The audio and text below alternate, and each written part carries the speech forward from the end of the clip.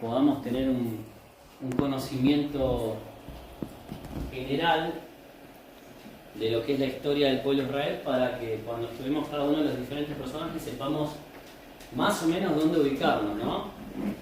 Si uno traza una línea del tiempo, voy a decir 4 elementos de esa línea y ustedes me lo van a ubicar.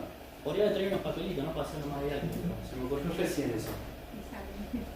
Si uno de los elementos a ubicar sería el Reino Unido, vayan acordándose. Otro elemento sería los jueces. Se lo estoy diciendo todo mezclado, ustedes van a acomodar. Otro elemento para acomodar esa línea del tiempo sería el reino dividido.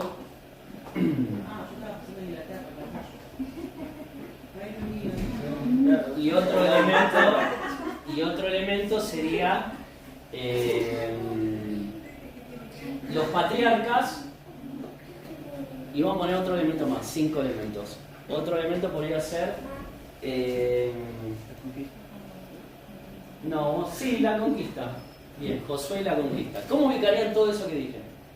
¿Por qué empezamos primero? Los patriarcas, muy bien. El principal, Abraham, recibe el llamamiento de Dios para salir de su tierra, ¿no? De Ur, y ir hacia la tierra prometida, y ahí nace con la promesa de Dios a Abraham el nacimiento, podemos decir, de la nación de Israel, del pueblo escogido por Dios. Bien, los patriarcas, ahí podemos nombrar, ¿no? Abraham, Isaac, Jacob. ¿Y después qué seguiría? Josué la conquista. Antes de todo eso está, obviamente, después que Jacob tiene a sus 12 hijos, el nacimiento de las familias, las tribus. ¿Se acuerdan la historia de José? Ahí se introducen los primeros israelitas en Egipto, pasa mucho tiempo y termina siendo un pueblo esclavizado en Egipto, ¿no es cierto? Dios llama a un líder que fue ¿quién?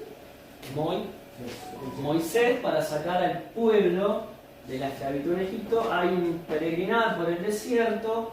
Bueno, ellos tenían que poseer la tierra prometida, que venía de la época de Abraham, esa promesa. Muere Moisés como líder y le sucede, ahora sí llegamos a lo que dijo Mario, Josué, que fue el encargado ¿de qué? De llevar adelante la conquista. A ese personaje ya lo vimos, lo recuerdan, ¿no? Lo dio Mario, muy bien. Después de esa conquista, el pueblo de Israel se toma posesión de la tierra, 2 tribus y media de un lado del río Jordán y el resto del otro lado. Bien, y empieza ahí la vida en la tierra de Canaán. ¿Qué pasa después de eso? Vienen los jueces, muy bien. Todo un periodo de jueces, no me acuerdo bien el número, pero creo que fueron como 13 los jueces. Muy bien, ahí la luna se van a 13 jueces. Y eso lo pueden ver en todo el libro de jueces, desde Gedeón, etcétera, etcétera, etcétera. Hay muchos jueces que van a ser los encargados, de alguna manera, de liderar a los caudillos del pueblo de Israel. Muy bien. Después, ¿qué seguiría en la línea del tiempo de la historia de Israel? El Reino Unido, muy bien. Israel pide un rey. ¿Quién fue el primer rey? Saúl. Después vino David. Después Salomón. Y después el hijo de Salomón, ¿cómo se llamaba? Roboam. Bien. Hasta Salomón fue el Reino Unido. Y después empieza el reino dividido. Muy bien. Algunas tribus se fueron para el norte, que se lo conoció como el reino de Israel. Y las del sur, el reino de Judá. Muy bien. Cada uno después tuvo su devenir, ¿no? A los del norte lo tomaron los asirios, a los del sur después tuvieron que, por haberse apartado del camino de Dios, como consecuencia fueron cautivos también por Nabucodonosor, y sigue toda la historia. Bien, ¿para qué hice toda esta introducción? Para ubicar al personaje que vamos a empezar a ver hoy, que es Samuel.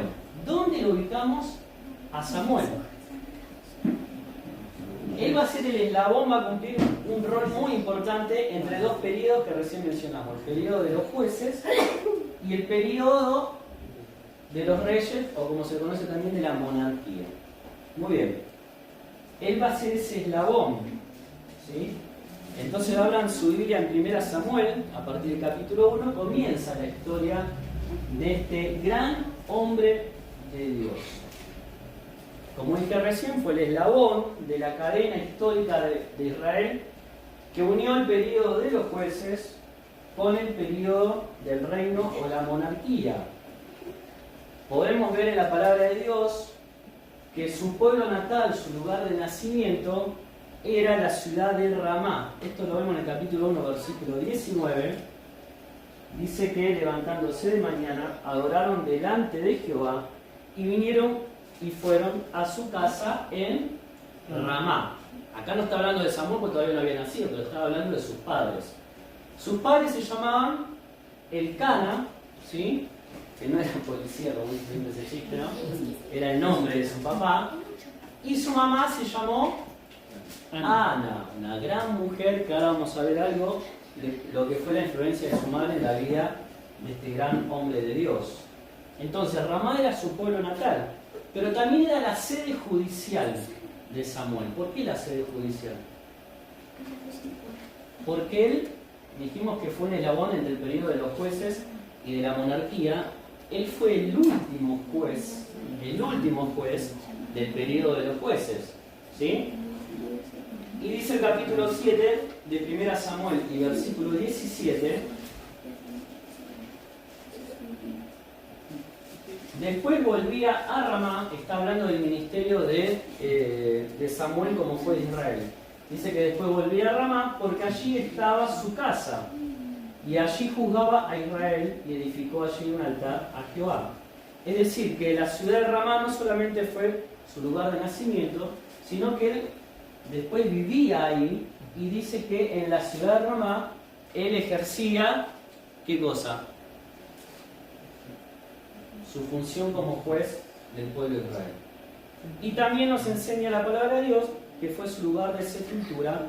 1 Samuel 25, versículo 1, dice: murió Samuel y se juntó todo Israel y lo lloraron y lo sepultaron en su casa en Ramá. Muy bien. Esto con respecto a la ciudad de su nacimiento, la ciudad donde él vivió y ejerció su ministerio como juez, y finalmente su lugar de sepultura. Con respecto a su función dentro del pueblo de Israel, recién mencionamos que fue juez, pero también fue profeta. Fue el último juez, pero también fue el primer profeta de Israel. Capítulo 3 de 1 Samuel, versículo 20. Y todo Israel, desde Dan hasta Beerseba, conoció que Samuel era fiel. ¿Qué cosa? Profeta de Jehová. Profeta de Jehová. ¿Sí? Perfecto. Entonces, ya vemos que en la persona de Samuel se desarrollaron dos funciones, por ahora: la de juez y la de profeta. Pero no solamente eso, sino que también le sirvió como sacerdote al pueblo de Israel, ofrendando sacrificios a Dios. 1 Samuel 7, versículo 9.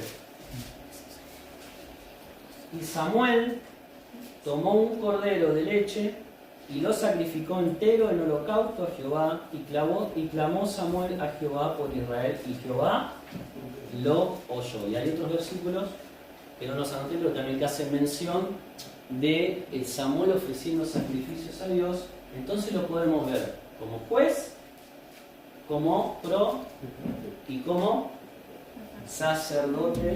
Entonces fíjense ustedes qué importante, ¿no?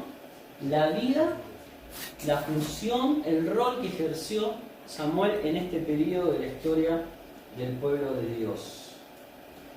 Algo con respecto también a su rol como juez. Ahí habíamos visto en el capítulo 7 que lo hacía en Ramá, ¿no? Pero también tenía un circuito que recorría ejerciendo este ministerio. Y lo vemos a partir del versículo 15 del capítulo 7, que dice: juzgó Samuel a Israel todo el tiempo que vivió, y todos los años iba y daba vuelta.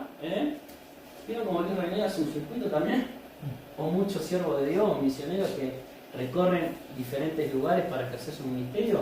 ¿Cuál era el circuito de Samuel? Dice: daba vuelta a Betel, a Gilgal, y a Mizpa, y juzgaba a Israel en todos estos lugares. Eran como 3 lugares muy importantes donde él iba y juzgaba, y el pueblo venía a él y desarrollaba su rol de juez. Y después, obviamente, el versículo 17 que lo habíamos visto, volvía a Ramá, que era su hogar, y también se sentaba ahí a juzgar para el pueblo de Dios. Bien, como dije antes, fue el último de los jueces, porque después él va a ser el encargado de señalar el primer rey de Israel, que fue Saúl, y no solamente ese, sino de ungir al segundo rey, que fue David. También fue el primer profeta y el fundador de la monarquía o del reino dentro del pueblo de Israel en ese momento de la historia. Y también fue el único que le tocó gobernar al pueblo, dirigirlo, desde Elí hasta Saúl. Desde Elí hasta Saúl, él fue el encargado de gobernar al pueblo de Israel. Su misión principal fue la organización del reino. Con respecto a su familia, habíamos dicho que su papá era Elcana y su mamá Ana. Y hay un dato muy importante cuando uno lee 1 Crónicas 6, 33 al 38, va leyendo una cronología, una genealogía, y allí vemos que él desciende de la familia de Leví. Y esto es muy importante porque como sacerdote de Dios, Dios a qué tribu, a qué familia de Israel había elegido para ser los encargados del sacerdocio, a los levitas, ¿no es cierto? Muy bien. Bien, ahora pasemos a lo que es un poquito su vida. Hicimos un pantallazo recién como introducción de Samuel, del momento histórico que le tocó ocupar, cuál fue su ciudad, su familia, y su ministerio como profeta, juez y sacerdote.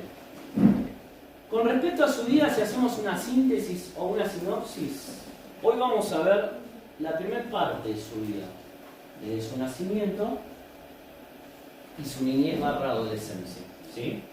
Si el Señor lo permite, en estos días que viene continuaremos ya con otra etapa más de su vida adulta, dentro de lo que le tocó servir a Dios en la historia del pueblo de Israel. Bien, ¿qué podemos decir en primer lugar? Vamos a hablar no de él, sino de alguien que fue fundamental en la vida de Samuel antes que naciera, que fue su mamá. ¿Cómo se llamaba la mamá de Samuel? Empieza con A y termina con Na. Muy bien, Ana. Lo primero que vamos a ver como primer punto es de que su mamá, que Samuel, tuvo una madre que era una mujer piadosa, temerosa de Dios. ¿Dónde lo vemos esto? Bien, primero vemos que Samuel vino a este mundo como respuesta a las oraciones de su mamá. Y esto lo vemos en el capítulo 1, versículo 9 al 15. Vamos a leer estos versículos. ¿En qué contexto nos encontramos acá? Bueno, comienza relatando el capítulo 1, que como era costumbre todos los años, la familia de Samuel, Elcana, ¿sí?, una de sus esposas, Maana, subían a Silo a ofrecer ofrenda a Dios. ¿Por qué subían a Silo? Bueno, en primer lugar, porque si uno mira el mapa, ellos vivían en qué ciudad, que lo dijimos antes, como el chocolate. Chocolate en rama, cuando le ponen el acento, en rama. 25 kilómetros para arriba, para el norte, estaba la ciudad de Silo. Y ustedes dirán, pero ¿cómo iban a ofrecer sacrificio a Silo? ¿No lo hacían en Jerusalén eso? Eso fue después. ¿Sí? Eso fue después. Pero el que puso el tabernáculo y el lugar, o el centro religioso espiritual para el pueblo de Israel en Silo, ¿quién fue? Josué, muy bien. Josué. Este lugar era el sitio del tabernáculo desde los días entonces de Josué y lo fue hasta los días de Samuel. En este lugar sirvió Samuel como sacerdote. Cada año subían a Silo todos los israelitas para ofrendar a Dios. David trajo el arca a Jerusalén, lo dice 2 Samuel 6:15, en el año 1000 a.C. O sea, hasta el año 1000 a.C., cuando David lleva el arca, que en ese momento estaba en Silo, a Jerusalén, funcionó Silo como un lugar o como un centro de adoración.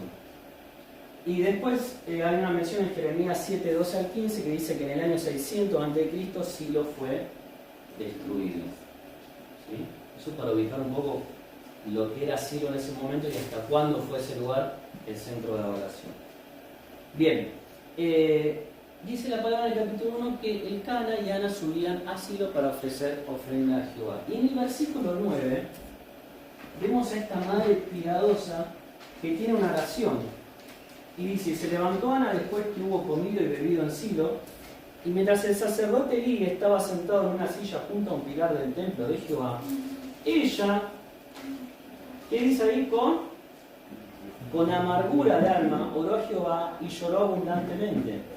E hizo voto diciendo, Jehová de los ejércitos, si te dignares mirar a la aflicción de tu sierva y te acordares de mí, y no te olvidares de tu sierva, sino que dieres a tu sierva un hijo varón, yo lo dedicaré a Jehová todos los días de su vida, y no pasará navaja sobre su cabeza. Mientras ella oraba largamente delante de Jehová, Elí estaba observando la boca de ella, pero Ana hablaba en su corazón, y solamente se movían sus labios, y su voz no se oía, y Elí la tuvo por ebria. Entonces le dijo Elí, ¿hasta cuándo estarás ebria? ¿Digiere tu vino? Y Ana le respondió diciendo, no, Señor mío, yo soy una mujer atribulada de espíritu, no he bebido vino ni sidra, sino que he derramado mi alma delante de Jehová. Estamos viendo en primer lugar que Samuel tuvo una madre piadosa que marcó la vida de este futuro siervo de Dios. Y antes de que él naciera, ella estaba atravesando un momento, como dice acá, de amargura de alma, ¿sí? Y esto la hace, como dice el versículo 15, derramar su alma delante de Jehová en oración. Qué gran enseñanza que nos deja la actitud de Ana para cada una de nuestras vidas, cuando también estamos pasando momentos de amargura de alma. La manera en que ella ora, primero dice que lloró abundantemente, después dice que oraba largamente delante de Jehová, y después dice que derramó su alma delante de Jehová.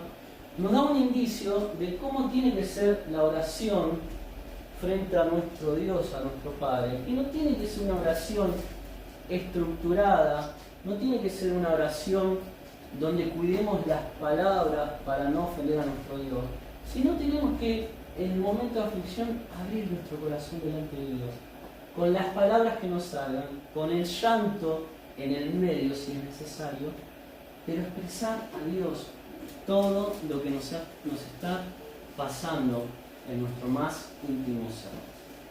Y esa es la oración que agrada a Dios. Cuando ve a sus hijos que con un corazón sincero, a pesar de estar atravesando dolor, amargura de espíritu, se abren delante de su presencia. Y dice que ella movía sus labios, oraba a Dios largamente, lloraba, atribulada, amargada, porque quería tener un hijo, y ese hijo no venía. Y le pidió un hijo varón, porque no solamente ella estaba pensando en tener un hijo, sino que antes de que nazca, lo estaba ya dedicando a su Dios. ¿Sí? Señor, dame un hijo varón, dice, y yo lo dedicaré a ti todos los días de su vida y no pasará navaja sobre su cabeza. Qué importante, ¿no? La vida piadosa de Ana, cómo ella se ejercita en oración, cómo nos enseña que la oración delante de Dios, aún en los momentos más difíciles de nuestra vida, tiene que ser sincera, con lágrimas, con devoción, con clamor. Y Dios, que está siempre atento a nuestras oraciones, nos va a escuchar y nos va a responder. A veces favorablemente, a veces no. ¿Le podría haber Dios negado a Ana tener un hijo? Sí. Pero Dios en esta oportunidad se lo dio. No solamente eso, sino que después tuvo más hijos. Más hijos. Lo dedicó a Dios antes de su nacimiento. Y dice en el versículo 24 que después lo llevó a Silo, cuando era muy joven, ¿no? Samuel, para ser educado por el sacerdote Elí. Versículo 24 al 28. Y acá está llevando adelante la promesa que le había hecho a Dios antes de que Samuel naciese. Después que lo hubo destetado, lo llevó consigo con 3 becerros, una efa de harina y una vasija de vino, y lo trajo a la casa de Jehová en Silo. Y el niño era pequeño, tenía que soltar a su hijo, era difícil, pero ella se lo había prometido a Dios. Y matando el becerro trajeron el niño a Elí. Y ella dijo, oh Señor mío, vive tu alma, Señor mío, yo soy aquella mujer que estuvo aquí junto a ti orando a Jehová. Por este niño oraba y Jehová me dio lo que le pedí. Yo pues lo dedico también a Jehová. Todos los días que viva será de Jehová, y adoró allí a Jehová. Y después el capítulo 2:19 hace una mención también de cómo Ana todos los años le hacía una túnica a su hijo con amor y se la llevaba a Silo para que él pudiera tenerla. Qué gran ejemplo. Estamos viendo la vida de Samuel, pero qué gran ejemplo la vida de una madre piadosa. Y como aplicación personal para nuestros días, yo creo que esto lleva una aplicación directa para aquellos que somos papás y mamás. De pensar cómo tiene que ser nuestro rol espiritual como padres, como padres. Orar por nuestros hijos aún antes de que nazcan. Estar dispuestos a ofrecérselos al Señor para que les sirvan y le amen a Él.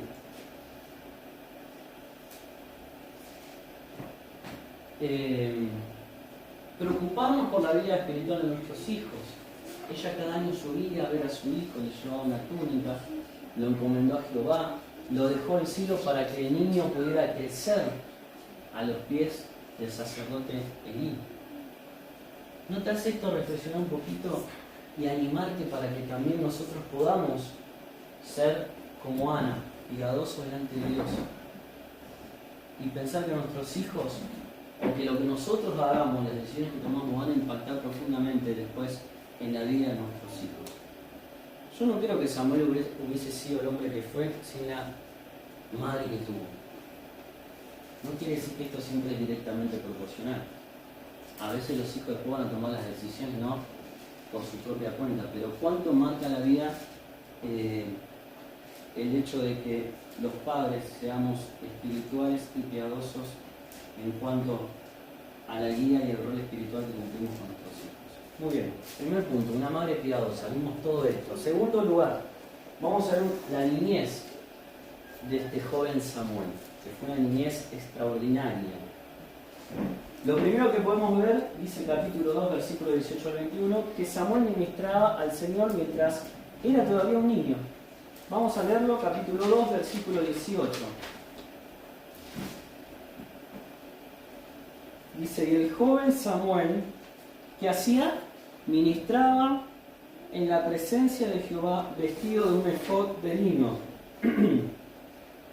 Vamos a ir hasta el 21. Y le hacía a su madre una túnica pequeña y se la traía cada año cuando subía con su marido para ofrecer el sacrificio acostumbrado.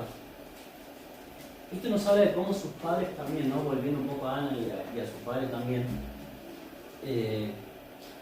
nunca abandonaron su fidelidad al Señor. Cada año subían, tenían una relación con Dios y aprovechaban para llevarle a su pequeño hijo una túnica.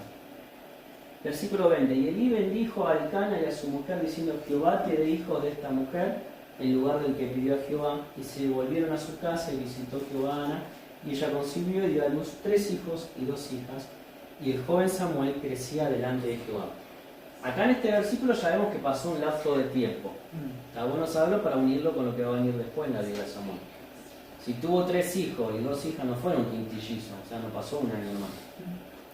Pasaron varios años.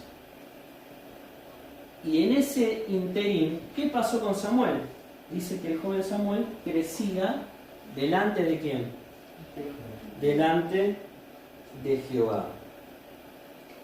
Ahora vemos a un Samuel que desde niño ya administraba, ayudaba, servía en las tareas del templo. Servía a Dios. Y no solamente eso, sino que había un progreso en su vida espiritual, porque dice la palabra que él crecía delante de Jehová. Por otro lado, tenemos a los hijos de Elí. Recién vimos la vida piadosa de los papás de Samuel y cómo eso repercutió también en el joven Samuel. Ahora, Elí, si bien era el sacerdote ahí en Silo del pueblo de Israel, no fue un buen padre con sus hijos. Después vamos a ver más adelante que él no reprendió a sus hijos cuando los tuvo que reprender, ¿sí? No le dijo, se están equivocando, van por mal camino, Y tuvo 2 hijos que eran unos piolayos, que hacían cualquier cosa en un lugar sagrado como era Silo, como era el lugar de la casa de Dios. Sus hijos se llamaban Ofni y Fines. No Fitness, es como el gimnasio, Fines. Dice el versículo 12 del capítulo 2, los hijos de Eli eran hombres impíos y no tenían conocimiento de quién, de Jehová. Fíjense el contraste, estamos viendo de un Samuel que en su niñez servía a Dios, ministraba, crecía delante de Jehová, y por otro lado, 2 grandulones, ¿no?, que eran hombres impíos y no tenían conocimiento de Jehová. Qué importante es el conocimiento de Dios para poder servir con fidelidad a Él. Y el versículo 17 dice que era muy grande delante de Jehová el pecado de estos 2 jóvenes, porque los hombres menospreciaban las ofrendas de Jehová. Y a continuación dice, pero el joven Samuel ministraba en la presencia de Jehová vestido de folino. Qué contraste, ¿no?, que también nos enseña una gran realidad sobre la importancia de en su debido tiempo dedicar la vida de nuestros hijos a Dios, pero también ser esa guía, ese ejemplo, ¿no?, reprenderlos a tiempo, guiarlos.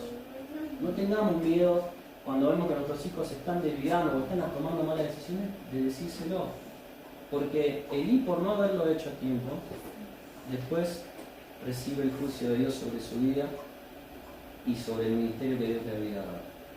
Bien, dentro del segundo punto, que es esta niñez extraordinaria que vivió Samuel, ya vimos cómo ministraba al Señor. Y el versículo 26, yo lo voy a leer y usted me decía, ¿a quién le recuerda esto? Y el joven Samuel, capítulo 2, 26, iba creciendo y era acepto delante de Dios y delante de los hombres. ¿A qué les rememora este versículo? ¿A qué les hace acordar? Al Señor Jesús. Cuando Jesús también era un niño, podríamos decir, ¿qué se dice ahí? Y Jesús crecía en estatura, en sabiduría y en gracia para con Dios y los hombres. Entonces, muchísimos años antes, vemos cómo el joven Samuel cumplía con este patrón de sano crecimiento. Obviamente iba a crecer en estatura, ¿no? Y hoy en día, si alguien tiene problemas de crecimiento, ¿qué pasa? Te dan una inyección como Messi y seguís creciendo, ¿o no? Eso tiene solución. Pero el crecimiento en gracia, en conocimiento de Dios, el crecimiento espiritual, no se logra con una inyección, con ir al médico. Se logra siendo fiel a Dios, llevando una vida piadosa, de servicio a Dios, de conocimiento de Dios. ¿Cómo voy a hacer?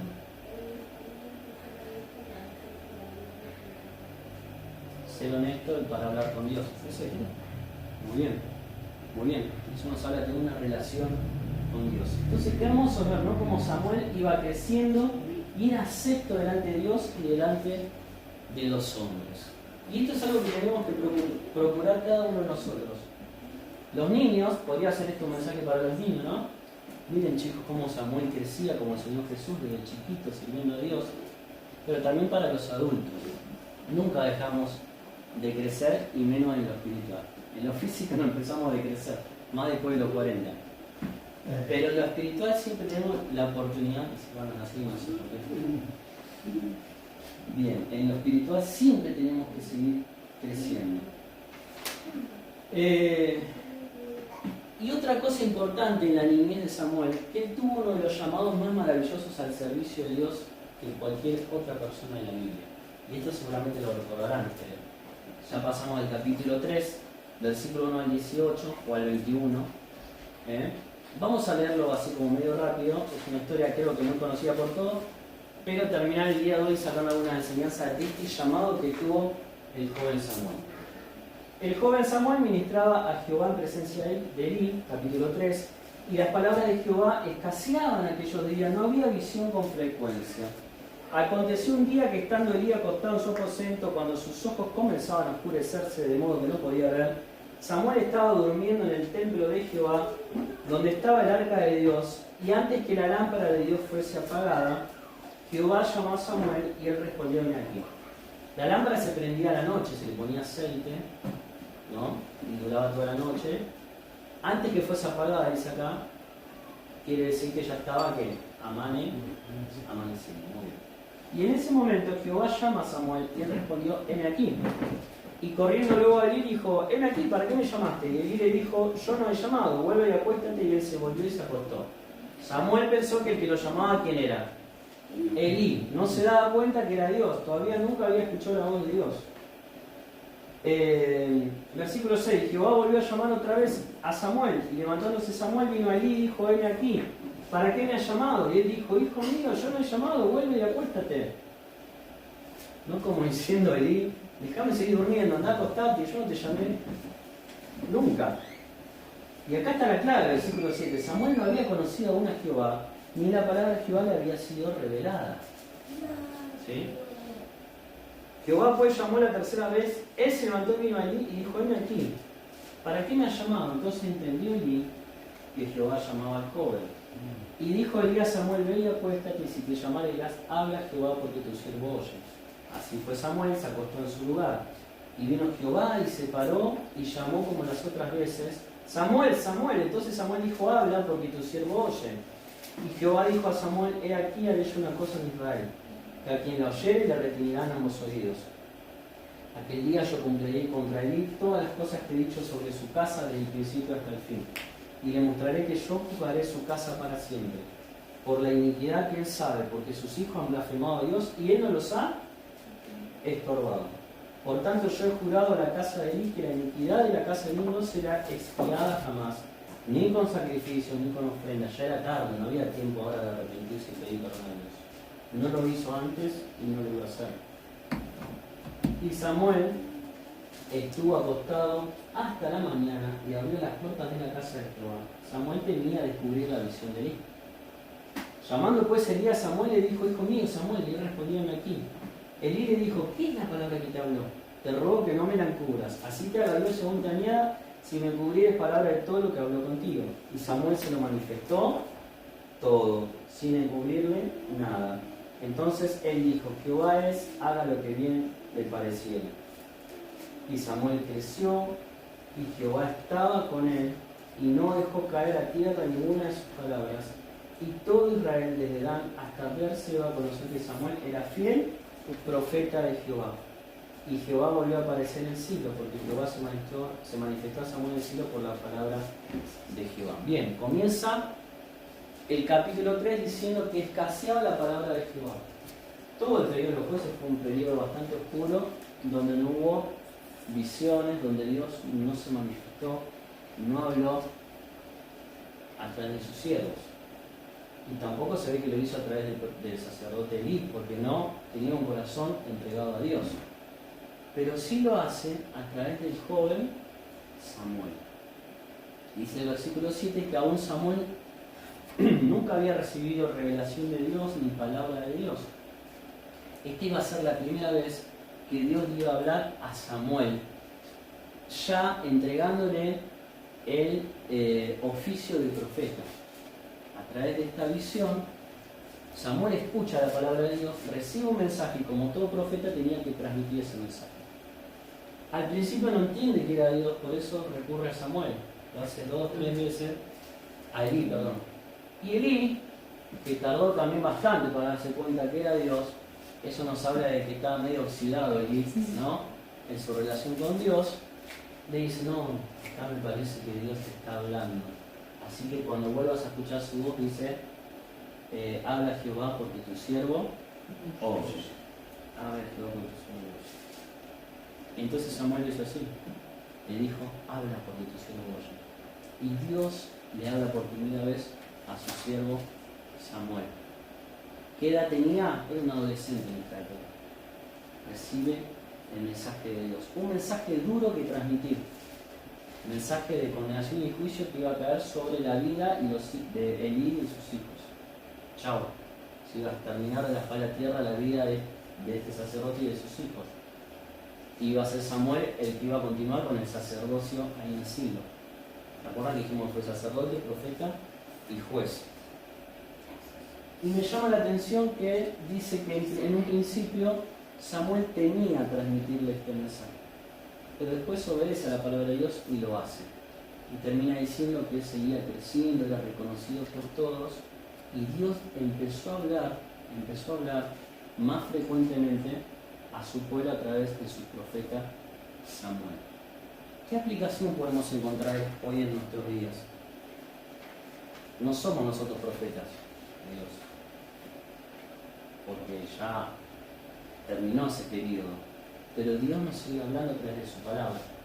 Entonces, en primer lugar, cuando tenemos una vida cerca de Dios, como la tenía Samuel, cuando día a día crecemos un poquito más en nuestra vida espiritual, sirviendo a Dios, obedeciéndole, siendo fiel a su palabra, vamos a tener la capacidad de ¿qué? De oír. Y esa palabra oír, ahí lo que está hablando es de escuchar con interés, de escuchar para obedecer. Esto es muy importante, porque vos y yo, al igual que Samuel, podemos recibir el llamado de Dios, ¿sí? Pero tenemos que estar dispuestos a oír con interés la voz de Dios para obedecerlo.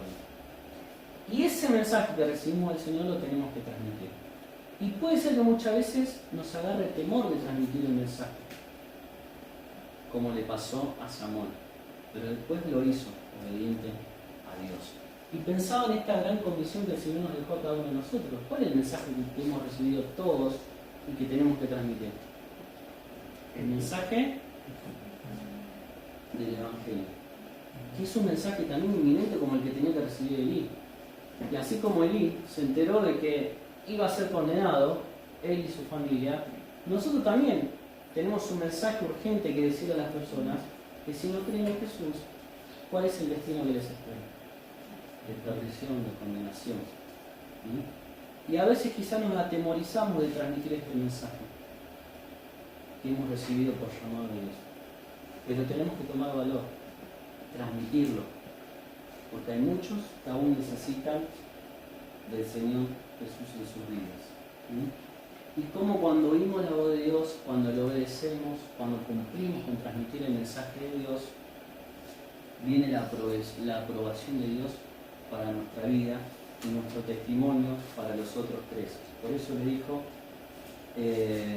y todo Israel desde Dan hasta allá conoció que Samuel era fiel profeta, y el versículo anterior decía que Samuel crecía y Jehová estaba con él, y no dejó caer a tierra ninguna de sus palabras. Bien, por hoy vamos a dejar hasta esta instancia en la vida del profeta Samuel. Vimos cómo fue la influencia de tener una madre piadosa, el ejemplo de su oración, cómo lo encomendó a Dios aún antes de nacer, y después vimos los primeros años en la vida de Samuel.